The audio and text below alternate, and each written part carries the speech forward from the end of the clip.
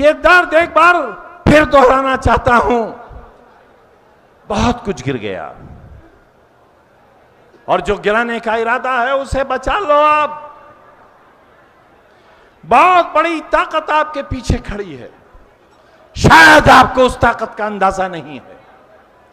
उत्तर प्रदेश की सरकार बहुत कुछ करने के बाद आपने खो दी, यह सच है।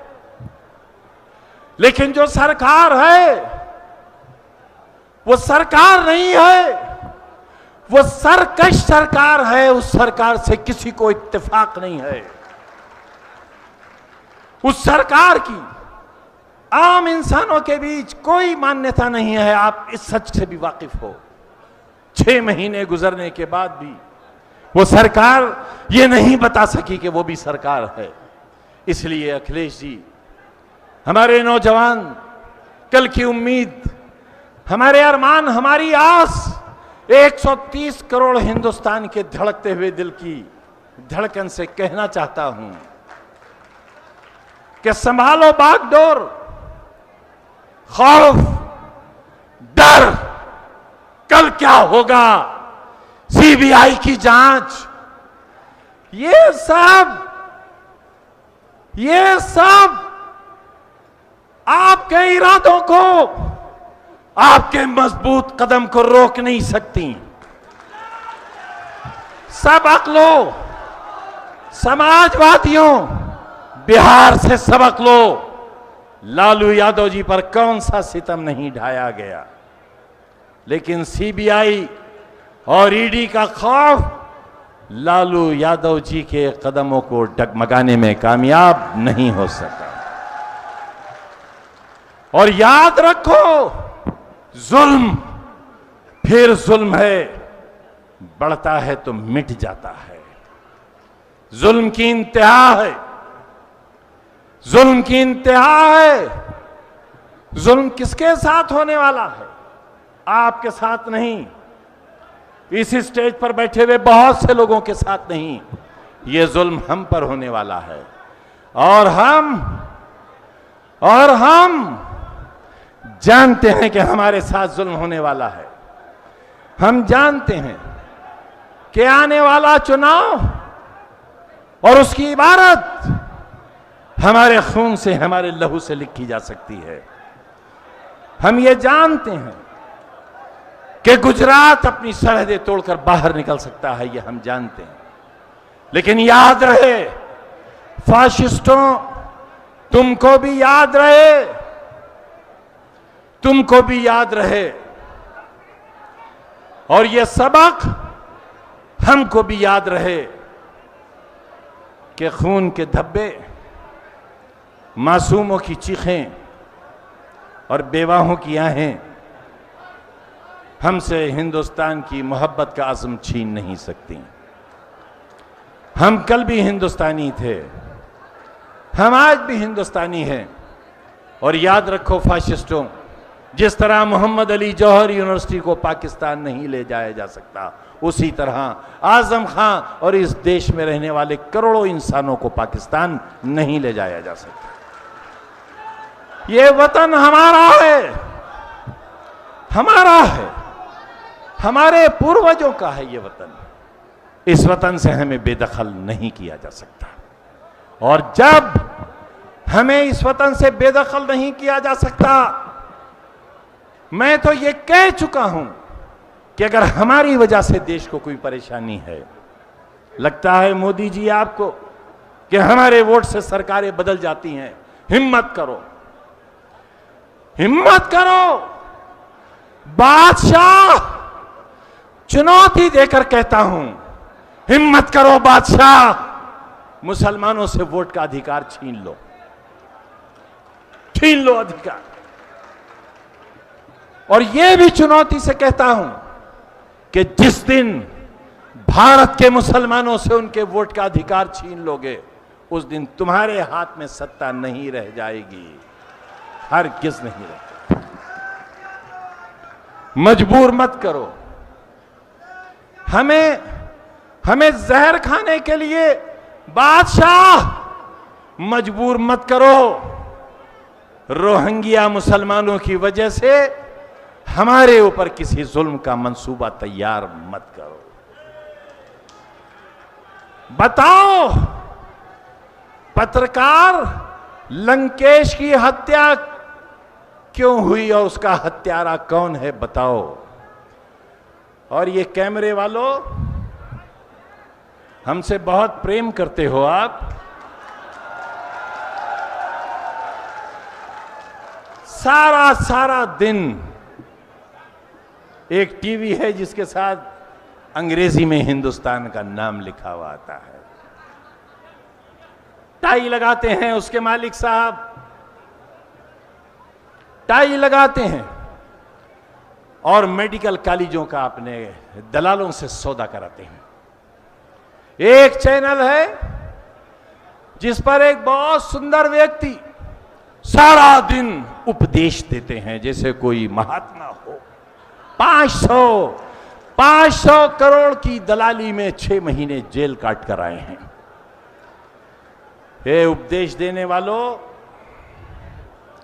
हमारे पास तो 1 मिनट का इश्तिहार देने का भी पैसा नहीं है, लेकिन ये हमारा सौभाग्य है, आपके चैनल सारा दिन हमें गाली देते हैं।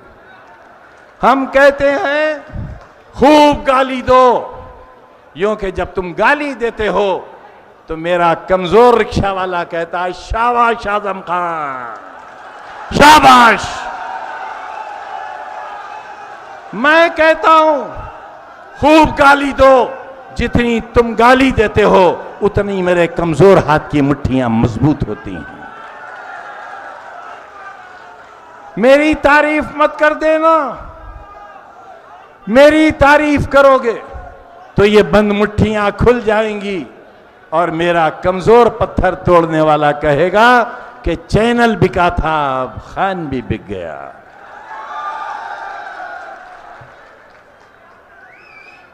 इसलिए ताकत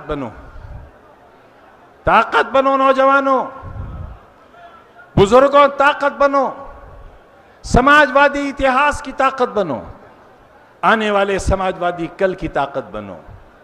अपने गुजरे हुए कल से सबक हासिल करो।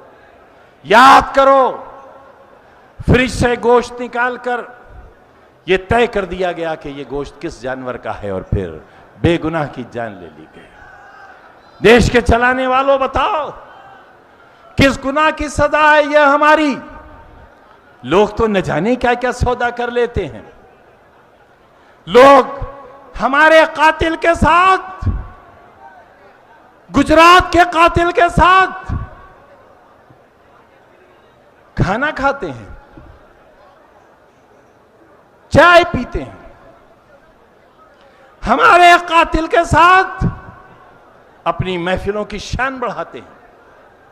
राष्ट्रीय अध्यक्ष जी, ये हमारा कलेजा है कि मसीहा भी हमारा और कातिल भी हमारा। हम आपसे कहने आए हैं, इस मुसलमान का सब्र, मुसलमान की बर्दाश्त और आपके लिए, आपके वालिद मोहतरम के लिए मुसलमानों की मोहब्बत की इंतहा क्या है, बावजूद इसके कि मसीहा भी आप और नेता भी आप। हम सिर्फ आपसे ये उम्मीद करते हैं, और आपसे उम्मीद ही नहीं करते हैं, आपसे यह अहद चाहते हैं कि कोई हालात हो, ईडी का डर, सीबीआई का खौफ, यहां तक कि खुदा न करे आपकी जान तक लेने का अगर मंसूबा हो तो अखिलेश जी, आपके कदमों में लग़्ज़िश नहीं आना चाहिए, कोई हो या न हो। याद रखना आप कि वो कोई आपके काम नहीं आएगा, वो कोई आपके काम नहीं आएगा जो सीबीआई से डर गया, जो ईडी से डर गया, जो पुलिस से डर गया, जो अपने भविष्य से डर गया, वो आपके काम नहीं आएगा। काम आपका एक पसीना और खुदा न करे आपके लहू की एक बूंद लाखों मुसलमानों के लहू और उनकी मौत का कारण बन जाएगी।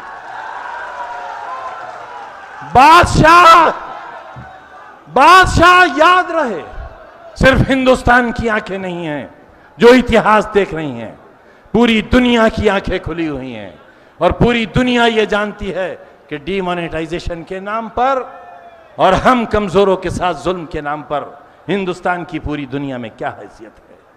मत बदनाम करो। और नौजवानों, तमाम राजनीतिक दलों पर नजर डालो। आज देश की गद्दी उसके पास है जिसके पास कभी गुजरात की गद्दी होती थी। अरे आओ तय करो, हिंदुस्तान का दिल गुजरात नहीं है, हिंदुस्तान का दिल उत्तर प्रदेश है। उसके हाथों में देश ले जाओ जिसके पास उत्तर प्रदेश की गद्दी थी, हिंदुस्तान उसके हाथों में सौंपने की तैयारी करो। हीन भावना छोड़ो, ऐसा से कमतरी का लबादा अपने कांधों से उतार कर फेंको और यकीन दिलाओ और यकीन हासिल करो कि आप पर कभी ये उंगली न उठे कि किसी फाशिस्ट के साथ आपने समझौता कर लिया। कोई फाशिस्ट, कोई जालिम, कोई हमारा कातिल आपकी चौखट से होकर गुजर गया, बस ये यकीन हो जाए, हम अपने मालिक की कसम खाकर कहते हैं, आपका पसीना हमारा खून और आपका मुस्तकबिल हिंदुस्तान की खुशहाली। मैं फिर कहना चाहता हूं, हम बहादुर शाह जफर की नस्ल हैं, वो हैं हमारे पूर्वज। 2 गज जमीन भी मिल न सकी कुएं यार में, हम वो हैं। हम सुल्तान टीपू की नस्ल कहलाए जा सकते हैं जिसने अपने मासूम बच्चे अंग्रेजों के पास